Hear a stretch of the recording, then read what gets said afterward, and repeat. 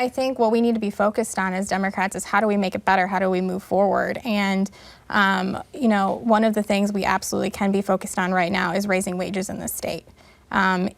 Our wages are just abysmally low compared to other states. I have friends who have moved away who are 28, 29. They graduated college. They live in Denver. They live in Chicago and would love more than anything to come home to Iowa right now. And they're looking at those help wanted sites every single day. And our wages, I'm not just talking minimum wage, it's all of our wages are very low. And yes, our cost of living is lower here, but it still doesn't make up for that.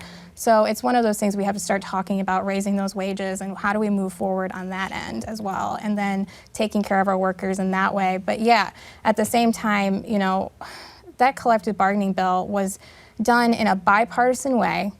And, it was one of the best pieces of legislation we had because it helped not just workers, but it helped management as well. They wanted it. When it passed in the 70s, you mean? Yeah. And it's going to require bipartisan, people working together again and getting things done for the state of Iowa.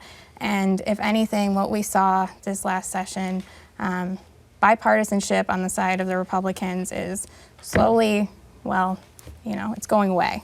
There's not much there. Some of the rhetoric I've heard from Democrats, though, is the idea that Republicans have defeated themselves, by, as you said, overdriving their headlights and going too far, upsetting the sort of Iowans who expect incremental, modest change from the legislature.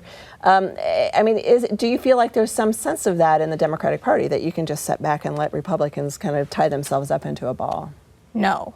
Because if anything, what we've seen, I grew up and I was told, when there's work to be done, you say yes and you do it. And after this legislative session, it is clear there is so much work to be done for the state of Iowa. So the last thing I plan on doing is sitting back and watching it. We have to be involved. We have to be figuring out not just how do we fix what they just did to us, but how do we move forward and make the state a better place.